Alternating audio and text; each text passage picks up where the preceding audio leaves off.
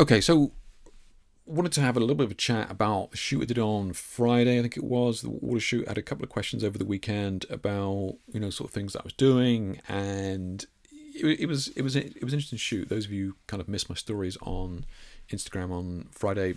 Basically, it was a kind of editorial style shoot using this big water tray thing. We went to High Wycombe Studio 88, to use their like 3 meter by 3 meter water tray there. And working with water, it's not something I've done scaled up like this. So I've done still life in the past for some product photography years ago, where I was using water and then kind of using the reflections in the water and that sort of stuff. So it's kind of interesting to kind of scale it up now and kind of do this with people, right? So I don't have any final images or anything like that. Literally just got a couple of Instax shots that I took on the day, but I kind of want to have a chat about my ideas and how we got there and set up and that sort of thing as well. So if you've got any questions about this, then as I'm going through this, then by all means let me know, right? Okay, so as with any shoot, I do tend to use something like Pinterest. Yeah, just go on there and just type in water fashion shoot, something like that, right? And get some ideas back, see if anything jumps out. And look, there are plenty of things, plenty of other ways to do this. You could, Trevor says he jumps in Midjourney and he's playing around with ideas and stuff in there. Regardless of how you get there, just try and get some ideas going in terms of like your brain, right? What's going to be possible, size of the scale, what things kind of work well, what things don't work well, what are some of the pain points that you can see, what are some of the issues that you think you can see, what is some of the kit that you think you're going to need based on what you're looking at, right? So I did kind of like this idea here. This was like one of the images that kind of stood out to me. Here was this guy here, mainly the chair in the water thing, right? Like the shape of having somebody filling the frame a little bit more. You guys know I'm not a huge fan of full body shots, so having somebody sat in a chair I thought was something that kind of immediately jumped out to me. So it's kind of what I started with. Sat on a chair in the water. The other issue I've got here is how varied the water looks in some of these, right? So we've got like what looks like, you probably can't see it down there, but very choppy water, like here for example, like really choppy, like seawater here that probably may even be faked, and then you've got kind of more glassy water here, right, where it's less. So it's kind of like, how am I going to kind of get these effects? Because if we just have it straight like a mirror, it just kind of looks like those crappy mylar shots you see, right, where they just like lay a roll of mylar on the floor and like, oh, it's water. Nobody believes it's water. Right? So I definitely wanted to have a lot of this kind of agitation in the water, so that it was very, very obviously water. And then colors on the background. So that's going to be the other major thing, is how am I going to light the subject, and then how am I going to light the background, and how am I going to get this kind of effect going on here, right? So one thing a lot of people don't realize with this, and you can do this yourself with still life products and everything like that, but whatever color the water is going to be the same color as the background behind it, right? Because of the angle that you're looking at, right? You're looking at the reflection in the water of that background. So like, here we got the blue and that sort of stuff, and then here we got the like the white. The white looks really cool. Red, right? So whatever you're coloring the background is what you're going to see in the water. So it's not going to be like you're not coloring the water in any way. It's the way you light the background that's going to affect it. Okay. I will caveat that by saying this really only works if you have like black water, and we got black water by having this black lined, so black plastic lining the pool that we were in, and that gives you the black water, and then it's very easy to get that reflection. Okay. What do you guys use? Do you guys use different things for inspirations? Anybody use Pinterest, or what are you doing? I know Trevor mentioned that he was using Midjourney, you guys getting inspiration from just Instagram? You just, grabbing screen grabs from Instagram? I'm trying to think of any other kind of places to get inspo from that's relatively easy. Like magazines, it used to be, but that's not a thing anymore. Although I did just get sent a mood board from a client, which was like kind of tear outs from magazines, like tear sheets from magazines. I was like, wow, I haven't seen that in years, man. It was kind of cool. So clients will still use magazines, but yeah. What are you guys using for inspiration? Pinterest is just pretty easy, right? Yeah. Hey Sin, how you doing, mate? You got distracted. No, you've lost your card, mate. You've lost your card. I'll tell you why. It's because the stream is only somehow going ahead, even with you trying to get us banned. I'm trying to find the example here. This is you. This is you. This is your image, Sin, right? I got a whatever it is, a black mark from YouTube, thanks to you bugger.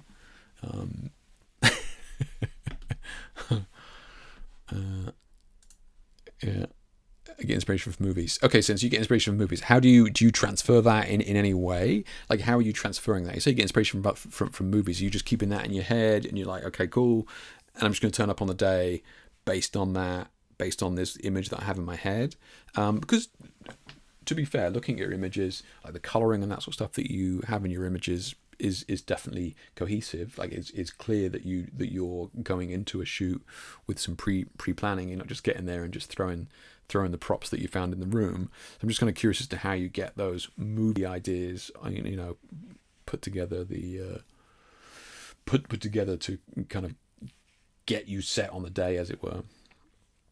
Lol, the net was covered. It was covered, but they were covered by tiny hearts that looked like nipples.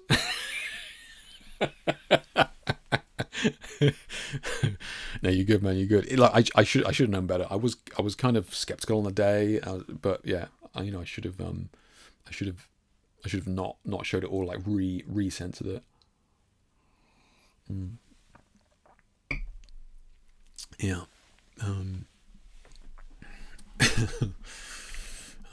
Okay. So got the inspo there, and then what I'm doing is, so like Sin saying gets ideas from movies or whatever. Cool. I'll take that and then kind of try and put together some lighting designs, right? So try and put together some lighting design. I use Satellite 3D software, kind of bring it in and playing around with some ideas in terms of getting some of these, like the space. How many? This is also useful for kit, right? It's really useful for kit. It's like, okay, I want to do A, B, C, and D setup. What sort of kit do I need? Is it feasible? How many cars of kit am I going to be bringing with me? Do I even have the necessary modifiers? Do I have 3 optical snoots?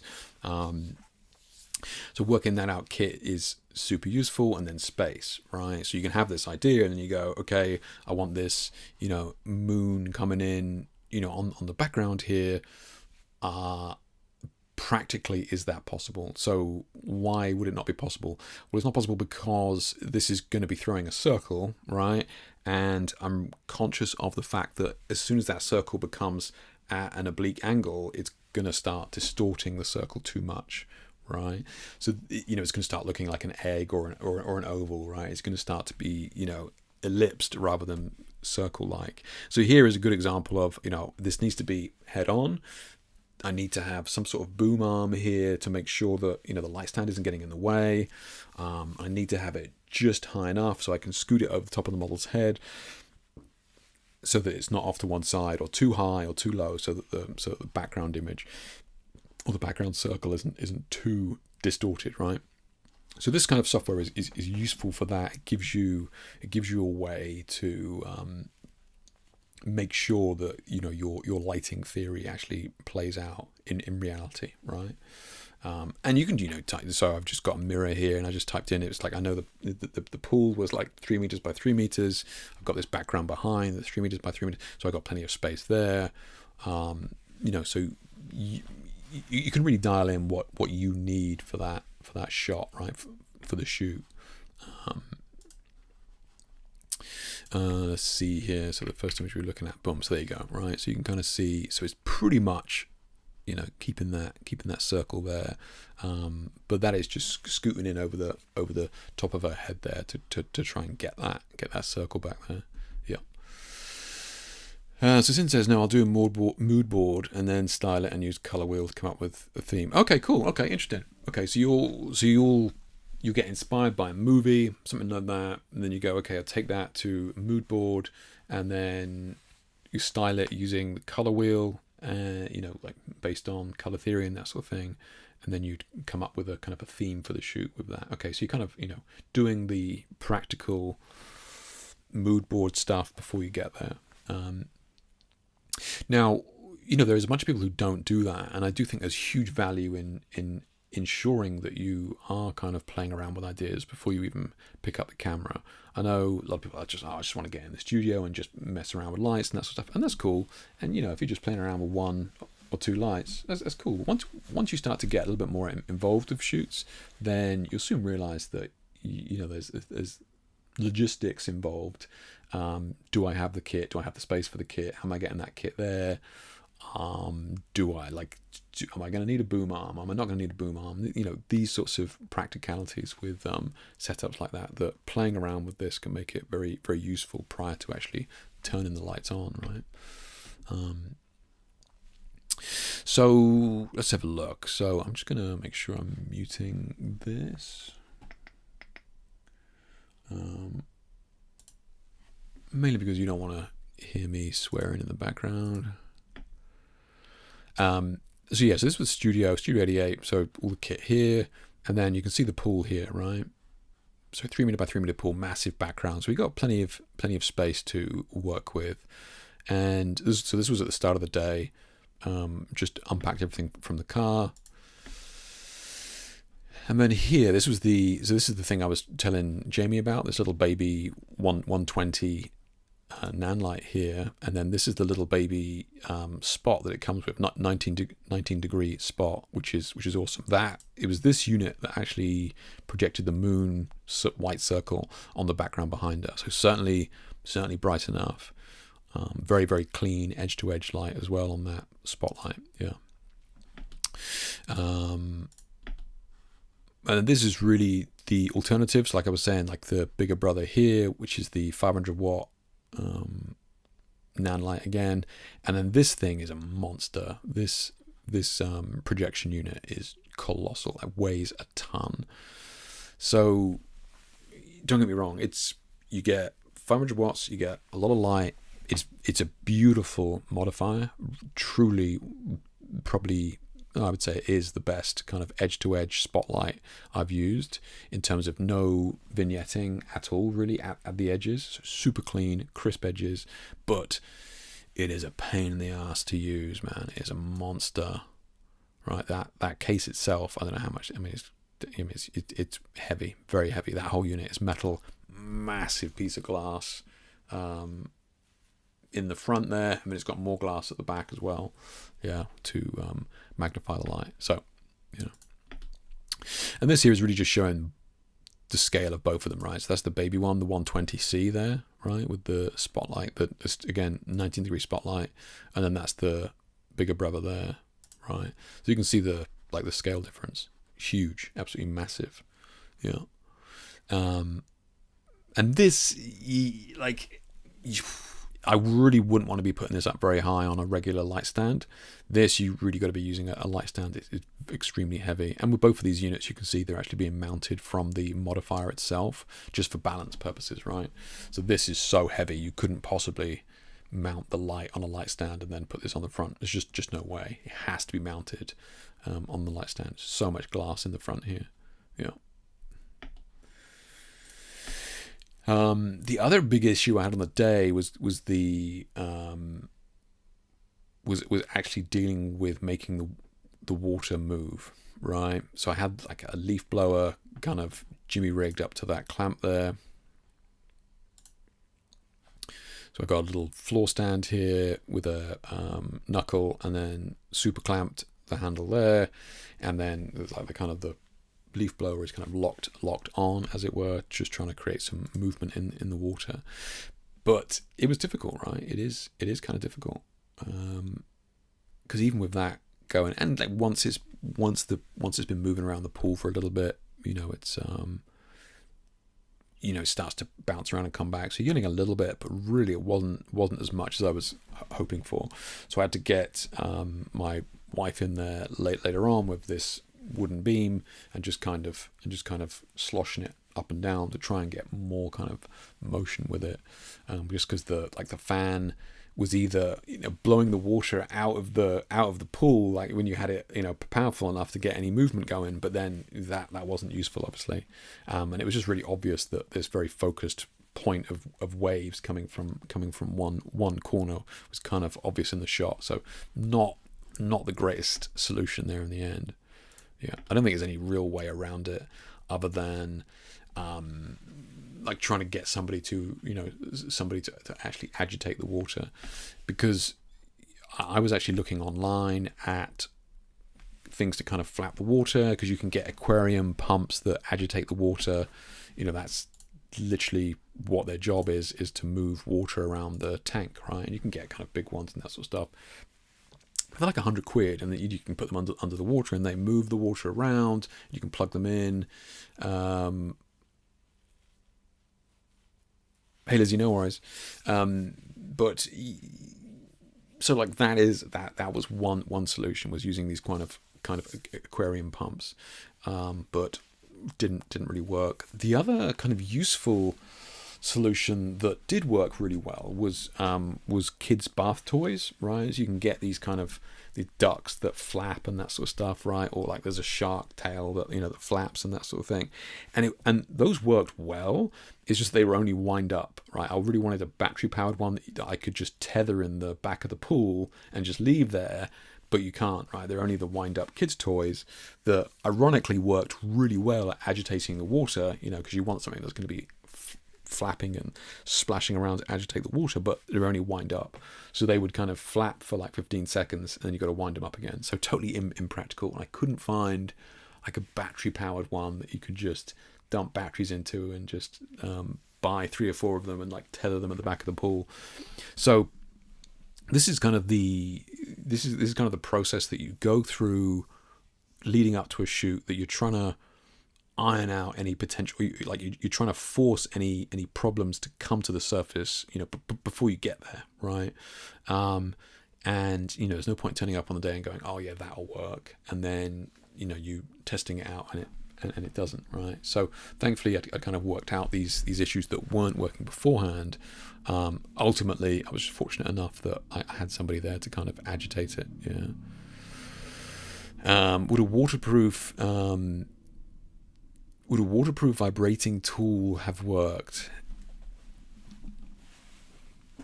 It's a good idea, Terry. It is a good idea. I don't think it would. The issue is, and what I was kind of surprised at with this, Terry, was when I was, because this leaf blower is strong, right? This thing will blow. I mean, it's strong. Like it's plugged into the wall. It blows very, very powerful. The issue that I had was it just wasn't able to create ripples, right? I mean, it's blasting into the water there, and granted I'm glancing it off the surface. When I pointed it down, it just creates this pinprick of slight exaggeration, but a very small point of pressure. It doesn't really kind of spread out enough. What I needed was something to actually be kind of moving the water in a more significant way. Even the aquarium pumps were designed to kind of push water underneath the surface, right? They're kind of designed to be sat underneath the surface of the water, and then it works by creating waves, underneath. But again, it's just not powerful enough. So like I said, like the toys with the flapping, like shark tails and that sort of stuff that had a large surface area were really good. I just couldn't maintain them. Here. Did the memory card get wet there? I would say no. Ironically, the memory card got wet when I dropped it in a cup of tea afterwards. Ironically, or like the day before. Those of you who missed my Instagram story, I just put it in a cup of rice. And I just left it there over the weekend, and like I just put it straight back in the camera. I was not expecting that to work, but yeah, Jose, you're right. I managed to make it through an entire shoot without, water shoot without any issue, and then I drop it in a cup of tea when I get home. It is classic. Lizzie said, had to pop off, storm moving in, the internet's going out, so she's obviously in a stormy area, bless her. Yeah, we'll come back, catch the rest of the dream later. Yeah, stay safe, Lizzie, stay safe. So since as I messaged you some examples in Pinterest to your IG, let's have a look. Right, it is a miracle, Jose. Yeah, right. Like it's. I was not expecting that to work. No way. Yeah, absolutely no way. Yeah. So he. Okay. See if I can copy that. Let's have a look.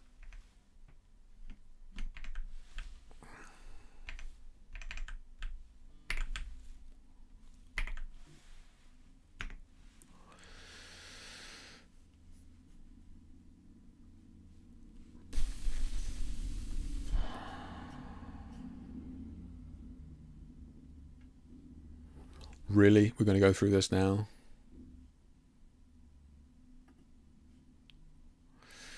So Sin sent me...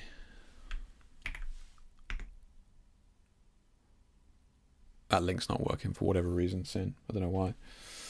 Let me see if I can open it here. I just want to see what's...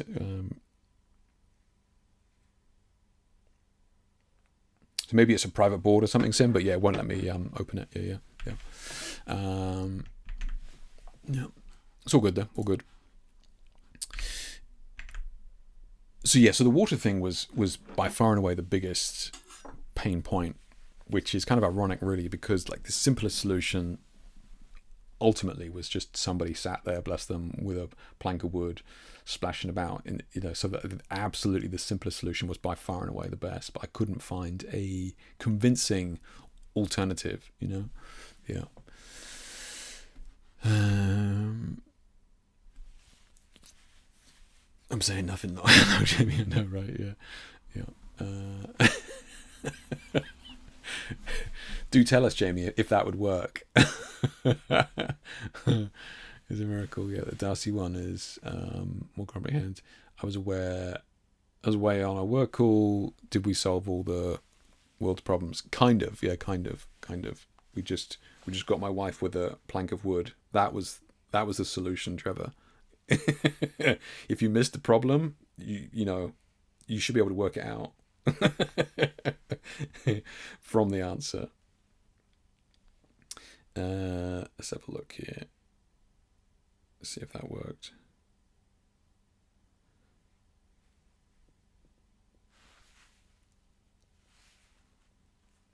Darcy shoot mood board. That sounds about right. Yeah. Open an external browser. Let's see if it'll do that, and I can copy the link from that.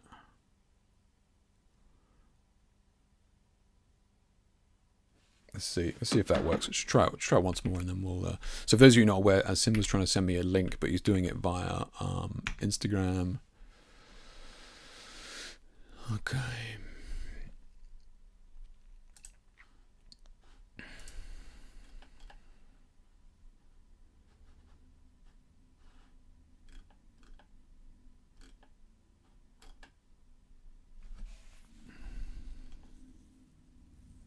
Okay, so this is really cool. This is really good. This is really good, Sin. Okay, so Sin's sending me this, and he's going to Darcy shoot mood board. The way that he was carrying on, it was like blasé. Oh yeah, just get a bit of inspiration from a movie, and we just kind of get on with it, right? But he's actually done a ton of work, and I would say it pays off in his work for sure. So he's got poses in here, which is really cool. I love this. This is really useful, especially for the models, depending on how experienced they are and that sort of thing. Can really help a lot, right? Color palettes, again, super useful. Make sure everybody's on the same page in terms of colors that you're after, whether it be, if you've got a makeup artist, they, when you say yellow, okay, what do you mean by that? So super useful. So props is useful for him to know what he's got to get on the day. So he's got images of the stuff that he's going to be bringing. Cool, like it, good stuff. He's got some backgrounds in here as well. Okay, nice. Yeah. Remember these? Good stuff, man. Good stuff. Yeah, examples of the kind of earthy tones, a little bit of texture and stuff in the background. Very useful. Okay, brilliant. Okay, and then this gives you like a broad overview of the kind of the dreamy, kind of feminine poses as well, right? Nothing too dominant. This can also be useful for you as the photographer, right? What sort of angles are going to work well? Do I need to be up high? Like what sort of lens are these guys using? Are they using like 85mm? They're using 28mm. We're kind of looking down on the subject a little bit here. Like we're kind of, neck height here. We're not low. We're kind of maintaining that demure look there as well. And of course, like an overview of tones. Yeah, very cool. Okay, so that's a great example. Okay, Sin's kind of redeemed himself for getting us banned last week by sharing that. That's great. Love that. Super useful. Thank you for sharing that. It's worth the effort. Yeah. Okay. That was more of an idea board rather than one setting out a specific shoot. So that's a very broad. If you're saying that's more of an ideas board, like there's very specific ideas in that board though, which is fine. Like you can certainly be in a headspace for a while where you're working through ideas. I know I'm definitely in this kind of 90s kick at the moment that is difficult to shake. So I can certainly appreciate how you end up going down the same road for a little bit until you move on to a fresh project. Yeah. So this was one thing that baffled me. The fact that I, for some reason in my brain, thought I wouldn't need to get in this pool, right? So I hadn't brought any towels. I hadn't brought anything. If I'd known, I would have brought sandals that I could have worn in there. Super dumb. Right, so again, you can plan as much as you want, but there can be something so unbelievably obvious that you overlook, which was me thinking that I wouldn't need to get into this damn pool when obviously I do to adjust the lights and all that sort of stuff. Now, I guess I could have taken the time to hook all the different lights up. I'm using Rotor lights as well as Nan light, and I think I had a Godox in there as well. I could have had all the apps open and all that shit, but still, you got to adjust them. It's all very well adjusting the power and color and all that sort of thing, but you still got to move it around, right? I still had to put this C stand in there, and I can only do that once the model's in place, and I got to get the chair in the right place. And stupid, absolutely stupid. Yeah. I'm just trying to make shooting in your studios that might get you another strike. In your strikes, I know, mate. I know. Get those pasty white feet. It's like, whew, that is offensive. You're right. Yeah. So this is kind of just giving you an idea. So that light there is showing you. So that baby Nan light there is giving you that moon on the background there. Like that pool. I mean, that was the philosophy in my mind.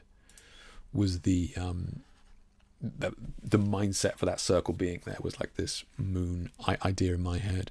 So the other thing that we're dealing with here is I didn't want her feet submerged in this pool, so we had to come up with a solution to keep the feet out of the pool, right? So just enough. So if we see some of the shots here, right, you can see that like her feet are kind of stood on the water, right? And here you can see, this is one of the early sets where I'm using the leaf blower. It's pretty obvious that there's a fan in the right hand corner there. Whereas if we look at here, right, this is later on in the shoot where my wife is using a plank to kind of agitate the water. Way better. I mean, it's night and day different, right? Yeah. But the same issue still arose with trying to keep her feet out of the water, right? So the solution that we had was 2 large steak chopping boards, which are like 4 centimeter thick, yeah, or a couple of inches thick, and then wrapped in black plastic bags. Now they look absolutely fucking ridiculous here, and I'm really hoping that it's not going to be too much of a retouch issue when we get there. The water was pretty agitated when the water, I mean, because there's nothing agitating the water here, so like they look ridiculous here. But you know, once we've got the you know, like the water being moved around and that sort of stuff, this is pretty well hidden. Plus I'm down low, shooting at an angle. But again, you know, problem solving this issue beforehand, I knew that I wanted the feet out of the water, or like walking on water type thing. So, you know, this was the solution that I came up with. Again, we looked at several things, like buying wood or stacking up perspex and that sort of stuff, and ultimately went with something that I had to hand, which was chopping boards. And then I think we originally wrapped them in black gaffer's tape, but it was like fabric tape that fell off. So ultimately they're in black plastic bags.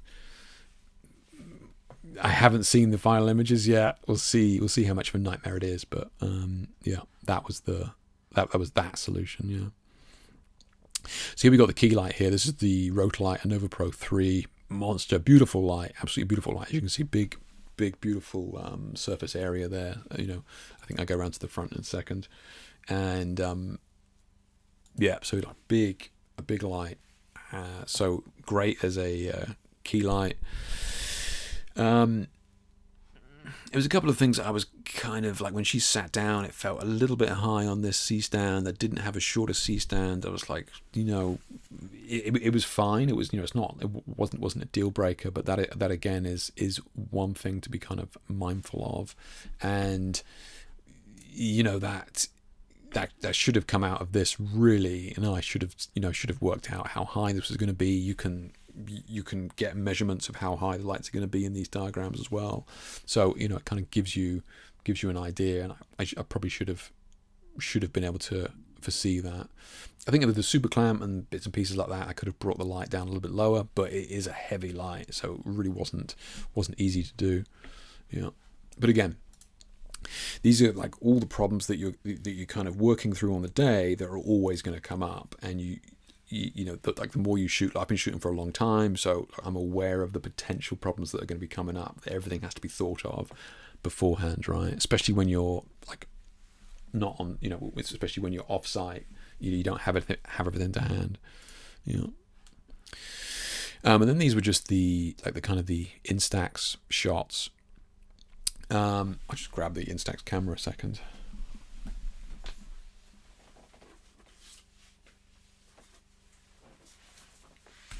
This is this little thing was great, right? So this is an Instax SQ20, whatever that is, right? So you pop up your film in. The thing is that it's kind of like this hybrid Instax. Can you see at the back there? It's got a screen. It's got controls there. So essentially, what this camera enables you to do is it enables you to take a picture, and then you can go print or not print, right?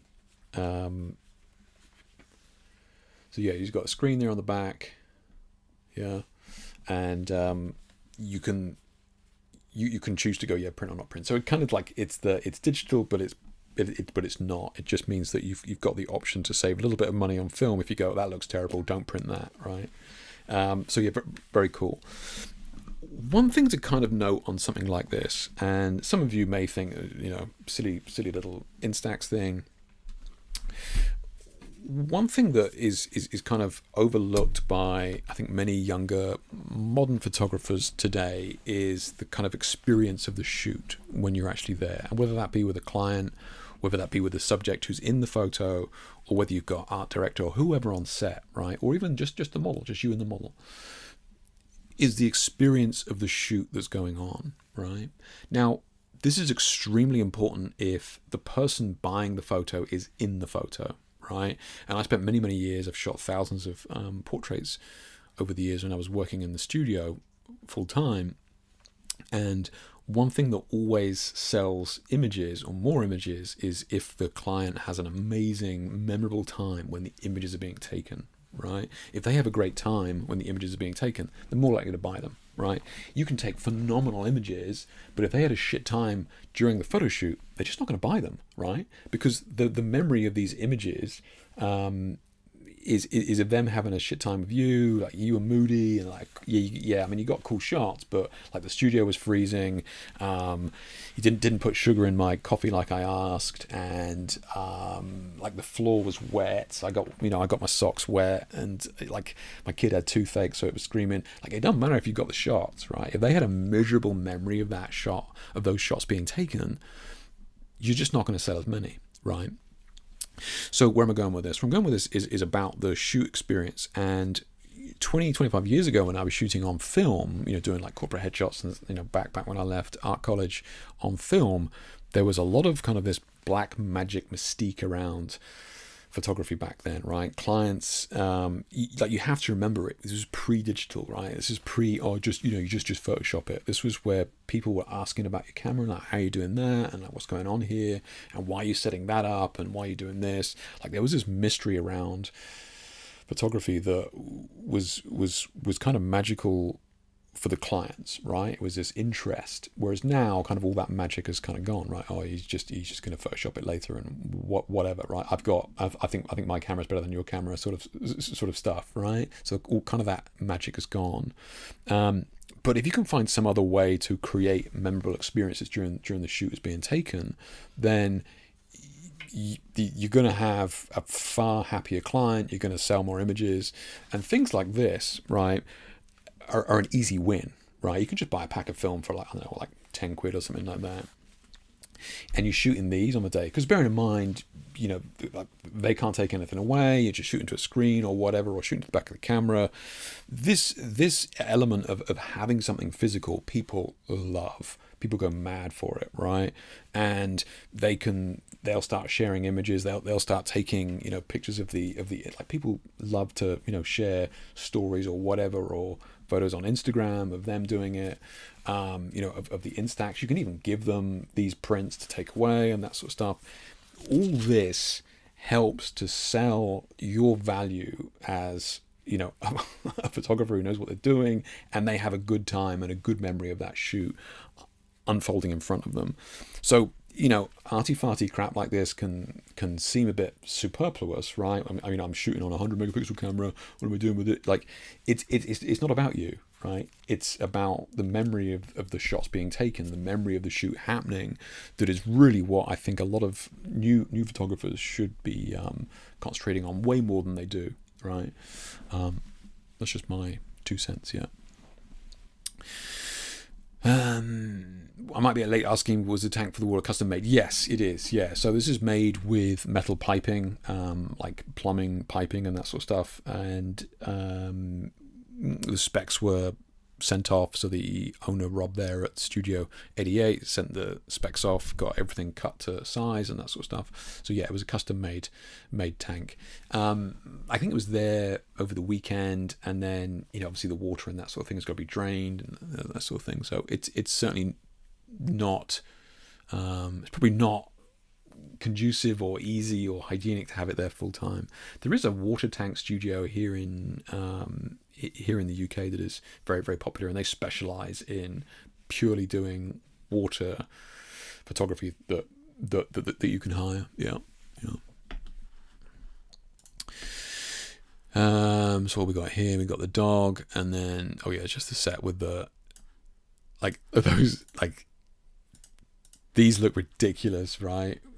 Without the water moving, and granted, when her feet are on them, because it's wood, they do float anyway. So when her feet they do go a little bit lower than that, and the water's agitated, it's fine. But it looks terrible right now. Those two chopping boards, yeah. I think it's pretty much just playing around with the Instax. This is one of those kind of things where people question the value or the credit that you get, and you're like, no, this is unretouched, this is raw, literally a raw image, shooting on Instax. You got the C-stand leg there, and I think you've got a little bit of the plank back there from the agitation, but for the most part, I mean, these are absolutely banging straight out of camera, right? I mean, these are raws looking absolutely cracking straight away. So you know, there's no point in shooting Instax unless you're already good at lighting, right? You can't just be giving them Instax and they look shit and then they just upload those to Instagram. You need to be making sure that the shot that you're shooting is looking great in camera, right? I don't think that's just the model getting distracted by that damn dog of mine. And I think that's pretty much it. Oh yeah, this was the I kind of shot this so long-time followers of the stream may remember that when this Rotolite Anova Pro 3 came out, I was working with Rotolite at the time, and I was responsible for putting together one of the videos to promote this light and that sort of stuff. So I remember in the shoot that I did years ago, we had like a prototype, thing weighed a ton and that sort of stuff. And like nowadays, every LED light that comes out is IP65, you know, which is kind of rated to basically means as long as you're not submerging it, like pressured water and that sort of stuff, you know, pressured sand, dirt is going to be fine. So yeah, so this was kind of me taking the mick here, because this is just out of the water, as you can see there. And my safety measure was not plugging it into the wall. So it's safer to just have the batteries rather than it plugged into the mains and then falling in the water, right? Again, things that you're trying to preemptively think about before you arrive. You don't want any of these lights being plugged into the mains with the model stood in the tank and then, you know, like her knocking over the light in the water, right? Yeah. So again, you know, trying to be smart with it. So what was funny is Rod, the owner of Rotolite, saw this story and sent me the picture going, "What are you doing? Please do not do that." You know, as long as it's not submerged, it's fine. Yeah. So yeah, that was pretty much it. We, you know, we're there for a few hours, playing around with a couple of different ideas to see what was working and what didn't work, block color, all sorts of different things. Yeah. So Jose says, planning some DIY tank for my studio living room. Oh yeah, do it, man. Like I said, like all it is like thick plastic, that's just lining it, right? So it's just this metal frame that is just cut, like he sent off the measurements to whatever they're called there, but like plumbing service or whatever, and they just cut the pipe. You can buy the brackets, right? And they just slot into place, boom, like by plumbing brackets, like a right angle bracket, a 3-way, little feet, whatever. And then yeah, he just sent that off. There you go.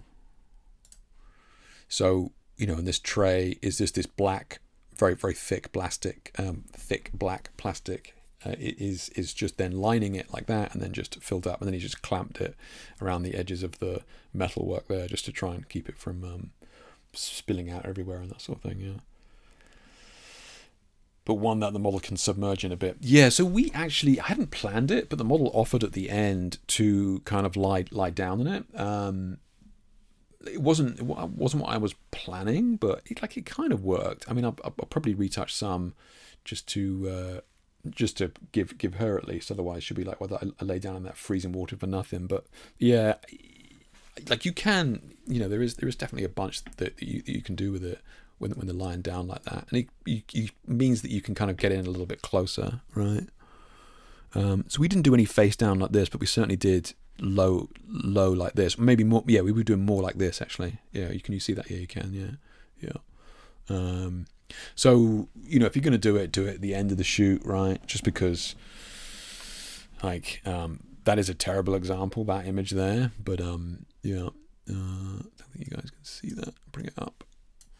Yeah, that's just terribly lit, awful, but the premise is there, right? Yeah. So yeah, let's see if anybody's got any questions on that. I think we can kind of wrap it up. Again, maybe I'll revisit this in the future once I've got the images, and you know, we can kind of go through some of the images and if there's any questions that come out of it. But you know, I think with any shoot like this is trying to troubleshoot as much as possible before you even pick up the camera, before you even set up a light. Try and troubleshoot as much as possible, because there were still problems that we were working around on the day. Like, stupidly, I didn't realize I was going to have to stand in the tank, right? I mean, okay, granted, I just meant that I had to walk around with my trousers rolled up all day, but there's always going to be something that you forget. So trying to troubleshoot as much as possible before you even pick up the camera will absolutely result in better images. And look, Sin shared his kind of idea process there with his mood boards in Pinterest. Great way to go.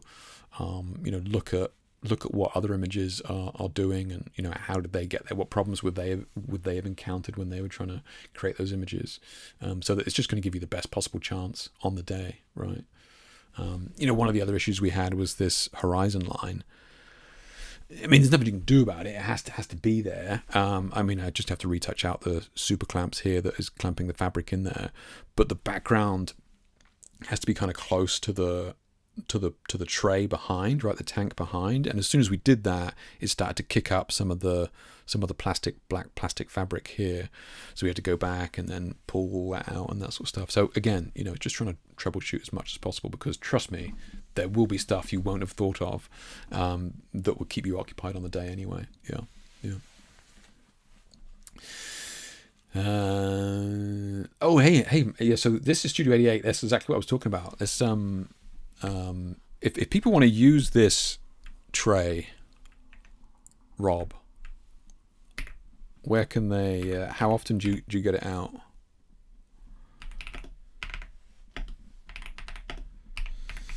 So this is this is Rob, the guy that put this tank together and stuff, and this is the studio here. I'll put this in chat.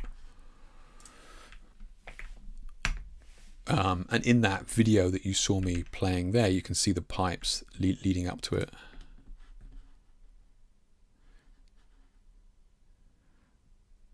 So that's what Rob is talking about here with the, so he's filling it up and then he's got a pump here as well. Yeah. We transfer pump to pull the water back out of the tank, down the hose pipe out the door. Yeah. Last weekend each month. So he sets it up last weekend of each month, May to September. So if you're in the South, High Wycombe area, definitely worth doing. I was fortunate enough that I was able to get it for all afternoon. But I would say that if you are going to be using it, you definitely want, don't just hire it for an hour, right, or even 2 hours. I think you really do need to get, if you're going to do it, I think you need to take the time to hire it for a significant period. I mean, I was there 5 hours. Working through problems. Again, if I was to do the shoot again tomorrow, you could tighten that up, but there's going to be problems that you're just not going to be aware of. Yeah.